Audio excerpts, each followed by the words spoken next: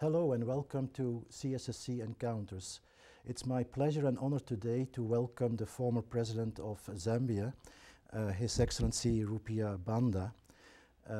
His Excellency is representing his country in a number of capacities, but he was the president of Zambia from 2008 to 2011. And it didn't end the way you wanted it to end, I guess, because you lost narrowly in a re-election campaign to your current president, President Michael Sata. But I would like to go back a few steps and position for our viewers the country you represent. Zambia, in size, it's about the size of Texas, the state of Texas, with a population of 13.4 million, rich in natural resources, in natural beauty, with the Victoria Falls as one of the attractions. Also well organized in the sense of ecotourism, not going for the high-level forms of tourism, but trying to keep everything in a natural environment. One of the major resources is copper, and that has become a blessing, but sometimes also a bit of a curse, I understand. Yes. We can go there in a minute. But it's also fair to say that your country is quite new, quite recent, in the sense that you only received independence from England in 1964. That was a time that many African countries got their independence. And I read somewhere that you were one of the few, one of the 100 college graduates at that time, and that is not uncommon for that era, but you got your education from the University of Lund in Sweden, right? So since then you have had a couple of very important stints. You have been the ambassador to Egypt, to this country. You also served as ambassador to the United Nations, and you were for a while Minister of Foreign Affairs of your country. And as I already mentioned, your last major position was the presidency from 2008 to 2011. So you can say that you have a long and varied career and something very well to look back to, but you still have quite a number of ambitions for the future, and I'd like to hear more about that as well. But for the time being, you're currently here as the president in residence. It's a program organized through Boston University. You will go back soon, so we are very grateful that you were willing to come and meet us here. But to come back to that speech you gave at Boston University, you said at one point, "My goal from the beginning of my career in public service was to leave Zambia more united as nation and a better place to live than when I started. And it is my hope that history will show that we were successful in this regard." How successful do you think you were? Well, as I clearly stated in my statement at Boston University, I hope history will will confirm that. But just to go back to what you have said in your remarks, I would like to really thank you and the people of Amherst, particularly at the university here, for inviting me to this part of the United States, a country I lived in before, and one of my children was born here at Suburban Hospital in Washington, D.C., in Maryland. So I have some attachment to this country. Memories, yes. Yes, and of course, when you're talking about the world affairs, you're talking about democracy, the United States plays a very major role. Indeed. Because of the importance that you yourselves here in the United States attach to democracy. So I'm happy to be here. Thank you for accepting our invitation. Thank you. So if I may go back to that quote I referred to, what do you consider your major achievements? Well, as I said, once again, just to underline this, that the people themselves will judge as time goes on as to whether I left the place a better place than I found it. But when I was making this speech, I was referring to all that I had been doing right through my life. In the diplomatic service, in the parastatals, in the government, and all these. My ambition has been always to do the best for our people, the people in Zambia, the people in Africa, and hopefully that they will take on from there and grow the country to its fulfillment, to its ambitions. I think we did well in the sense that we left the economy in a much stronger position than it was when I came in. 7% growth rate. 7.6% growth rate. And at the time, in 2008, when I took over, you recall that there were problems in the world as far as financial banks and so on. And we had the economists had anticipated that our economy will shrink to 4% growth rate from the 5% that we were at the time, but we grew it beyond that, as the figures show. We also emphasized very much the kind of budget that we put together every year within the period that I was there, that it took care of the social needs of the people. And the health and the education, like everywhere else, seemed to be the key. And whatever resources we had, we ensured that these sectors were also taken care of. Yes.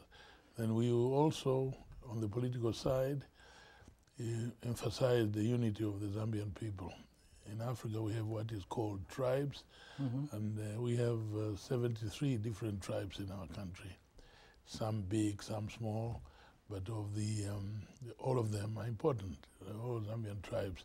But sometimes some politicians tend to want to take advantage of this. I emphasize the need for all the tribes to consider themselves Zambian. Yes, and to bring the unity of our people so that we can acquire peace, achieve peace in our country.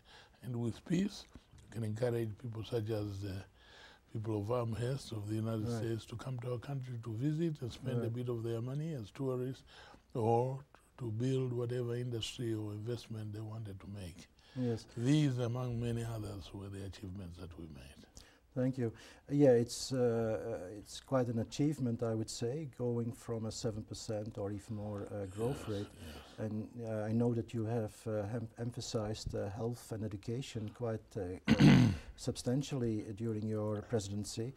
But it's also, I think, fair to say that your country is still lacking a lot of support. The poverty rate is still very high. And there is no way to go about that. That needs to be corrected in certain ways. But if I may ask you to elaborate a bit further on the health and the educational objectives you try to implement and to follow up on. Because as you know, in this country, we also have a lot of debates about what to go for the future of health and education. Yes, although you are far, far ahead of us. You recall that our country is so large, and as a result, the education that we have had mostly started with the missionaries, the various church groups that came from America, from Great Britain, from Europe. They came and they opened what we call mission schools, which were the ones that gave the primary education to our people.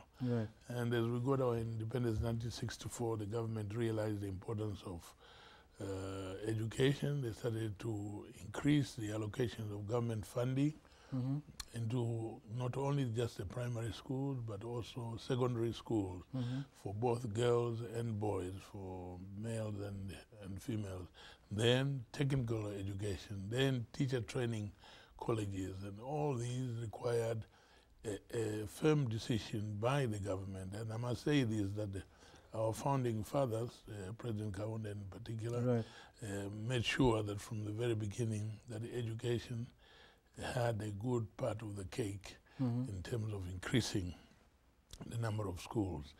And health is the same. From 1964, our government started to build hospitals in every province. In each province, we had at least one big hospital, which was what we call a referral hospital.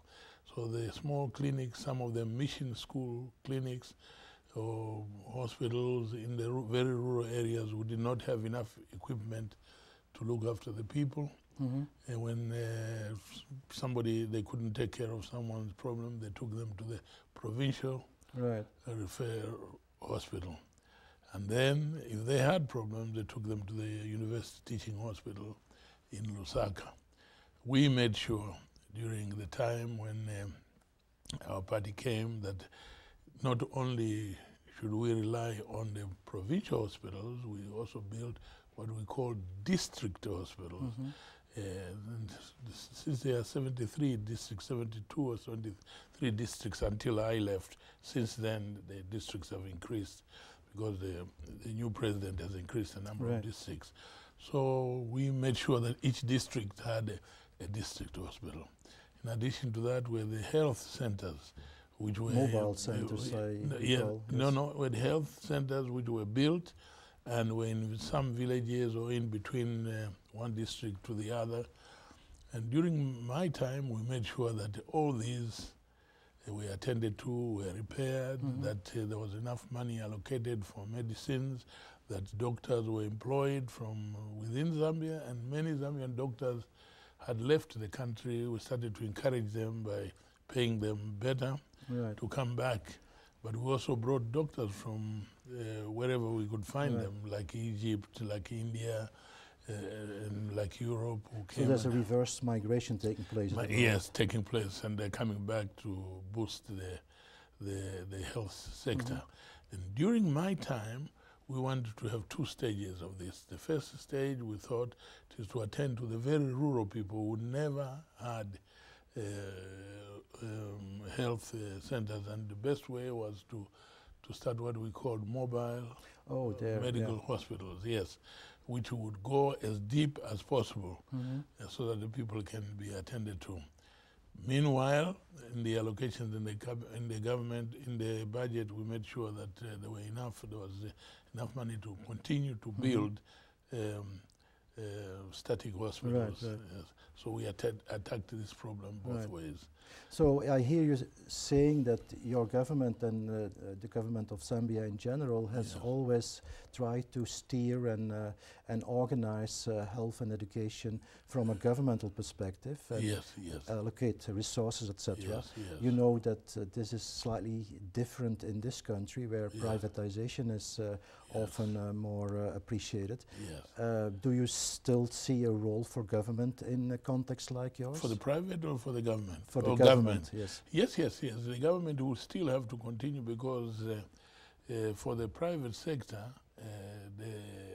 which we opened since 1991 when the political party for which I stood, which I belong to, the Movement for Multi-Party Democracy, allowed for private investment in the hospital. We always had some private hospitals run by missionaries, as I stated earlier, but also we called and created conditions for people who may wish to invest in the private sector. So as we speak now, there are many private hospitals and all over the country built by private investment, both foreign as well as from within Zambia.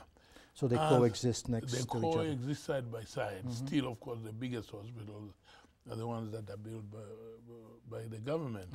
And the two cooperate. If at the private hospital they are unable to deal with a problem, they take them to the big government hospitals. And also we have the ability to raise money, and so we have more equipment for diagnosing various illnesses. But even that is not enough. So in certain cases, critical cases, we have to move people from Zambia to the nearest destination where there is good equipment, good hospitals, such as South Africa, Zimbabwe, and India. Now a lot of people are going to India for treatment because it's a bit cheaper and more equipped and with more doctors. Okay, so there's room for both. Indeed. And you obviously have mastered a good kind of balance, I would say. If I may shift gear a bit and go to the industrial base of your country, it's fair to say that natural resources are in abundance, especially copper. And of course, as a result, especially in this part of the world, one started referring to China as one of the investors and assistants in this trade. I don't think that it's only China which has an interest in this. Can you briefly elaborate on what copper means for your country? Copper is our #1 product for earning money for our economy, for our country. And we have, we rely on the copper industry for employment as well. It employs more people than any other, perhaps besides agriculture. Copper is the #1 employer of our young people, and trainer also, training them in mining methods and so on. Investments for copper are open. We want everyone to come to Zambia. As you know, Zambia is the #1 producer of copper in Africa today. And we still have a lot of mines which have not been opened because we need money for that. So we are calling upon investors to come to Zambia and open up more mines so that we can perhaps have more money to do the other things that we want to do so much. You made reference to the countries that are interested in this. I think you'll be interested to know that of the top 5 mining giants in Zambia, China comes 5th. Right. Yes, so South Africa, Canada, Australia? Yes, I would say Australia, Canada, and South Africa, UK, and other Western countries. But China is coming, of course, because China is a giant. They have a lot of money. They're interested. Right. Do they handle issues differently than the previous 4? Yes, different in the sense that, you know, they're very, they do everything in their language, which means that even their equipment, when it comes in, you will need them to explain the manual, the working manual will have to be a Chinese. That is some difference. But they're trying their best to try and follow the government regulations in the country. We have very stringent mining regulations in Zambia. Also, we have unions, very strong trade unions, who are always demanding that the workers in the mines are properly treated and they are paid more or less standard salaries and so on. So they are trying their best to do it. They are new on the scene, although they're very powerful. So no major issues there? Yes, but the issues are really between themselves and ourselves here in the United States. And so that China seems to be the new kid on the block, and they are prowling all over Africa, and they're looking for opportunities to invest their money so that they can get the raw materials for their industries in China. It's not only China, the Asians generally, the Indians are also flexing their muscles, and the Malaysians are doing that, Indonesians and so on. And that kind of relationship is different from the Western relationship. It's less on aid and it's more on trade, right? Yes, exactly. Exactly. No, but they also do aid. The Chinese are doing a lot. They are building schools now, and they are we just opened a hospital in Lusaka, a big hospital, which is the 2nd largest hospital in the capital. And the Chinese who paid for that, and some other hospitals in other parts of the country, and they finance the mobile hospitals as well. But this is the kind of competition which we like. We would like, as much as possible, the people that want to come and invest in our country also to do some work, some social work for the country, for the public. So you would like to stay on top and direct the different interests? Encourage them, yes, encourage, not direct is too strong. Encourage them to participate also in the educational program, in the health program. Still, I would say the biggest of our cooperating partners are the Western countries, because we understand each other better, we speak the same language, we've gone to schools, although there are now young Zambians who are going to China to study, but most of our leaders went to schools here and in the UK, in Australia, in India, and so on. So we encourage very much this kind of relationship, because they are all relationships. We trust them, we know them. Yeah, it seems as if Zambia is a country which opens its borders, but at the same time looks at it in a welcoming, but from its indigenous perspective. Yes, exactly. If I may go to the issue of governance and democracy, Zambia went from a one-party system after independence to a multi-party system. Yes. If you look at neighboring countries, there has been a bit of tensions build up, conflict even.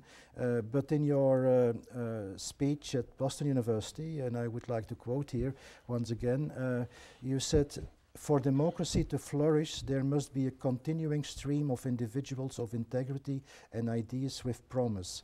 There must be room for a new generation of leaders to rise to solve the next generation of problems. If democracy is going to be secure in countries like Zambia, if development is going to take root, old leaders can't cling to power or attempt to consolidate it at all costs. There comes a time when leaders must step aside and become statesmen. Stop seeing themselves as the personification of the state." Yes. I think that you are the personification of such kind of an objective. You have stepped down, you have given space for democratic decision making, but when you made that statement, were you referring to your neighbors? No, certainly not. Our neighbors are very important to us, and we live with them. We have God placed us where we are. They are our brothers and sisters, so we try as much as possible to allow them space to make decisions in their countries as they so please. I was referring to the fact that any one of us must be aware of the fact that at some stage there will be an election and the people will be tired of us. Right. As you know, from all that we are speaking, we obviously did very well, but we still lost the election. Yeah, why, if I may ask? Yes, I'll come to that one. But I am saying that the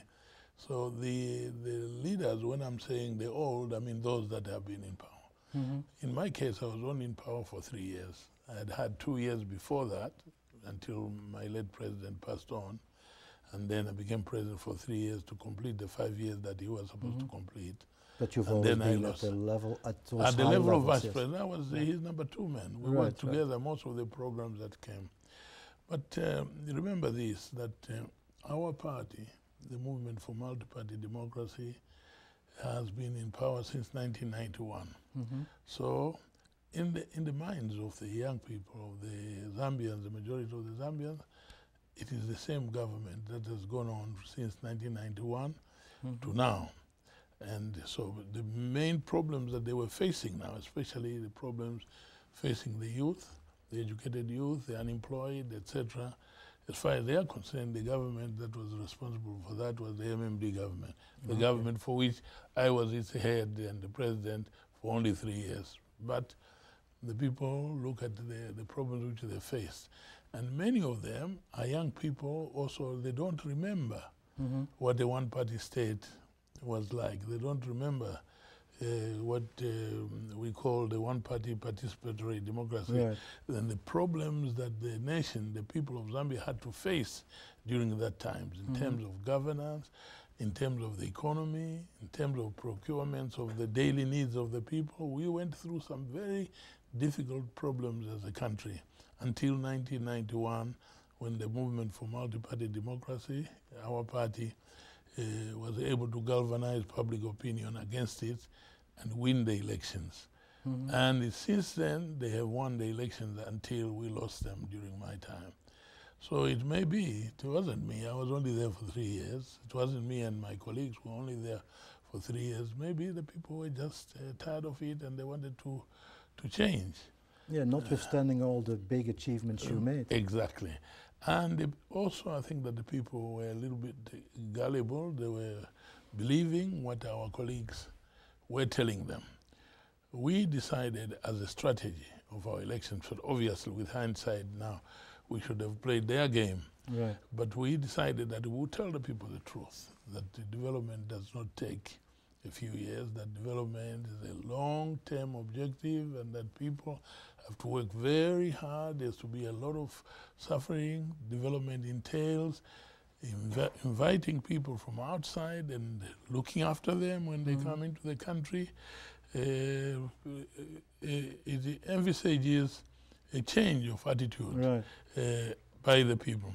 And the young people don't understand all that. The young people just felt that we were perhaps too to flexible, and that all the problems that they were facing, as far as they are concerned, they are nearly 20 years, the same period as we came, they have not seen much change, although there was a lot of change. Right. So they promised them, our colleagues promised them that they would have lots of money in their pockets. They actually went as far as to name the date, that in 90 days they would have money. They went further and said they would have jobs in 90 days and so on. And did it all happen? Of course, it didn't. I didn't believe it, but they are young. You have to allow them. And that's the price of democracy. Right. You have to allow people to choose who they want, regardless of whether they're right or wrong. Right. They will find out themselves and be able to make the final decision ultimately. Right. It sounds rather similar to many other developments lately in the world. Yes. And you might point at the role of the media or communication in all of this. Exactly. Also in your country? Exactly. And the role of our colleagues, our cooperating partners, the Americans, the British, and everybody, they also like to see democracy in practice and see the results of democracy. And one of the things that a true Democrat wants to see a change of government through the ballot, through the peaceful win. And this, at the time, I noticed that a lot of people were happy because it proved that Zambia was a true democracy, and they were able to have a change through the ballot, and they were even able to have a president vacate his seat. So these matters pleased them. But whether it will deliver or not, I think all of us can sit back and...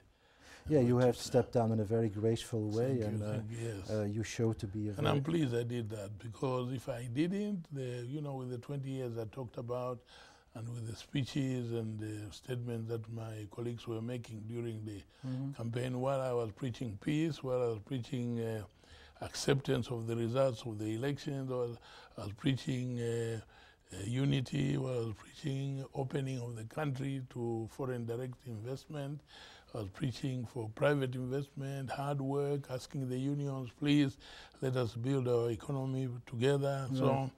My colleagues were taking the shortcut, the populist way, which made them very happy. It happened in Europe.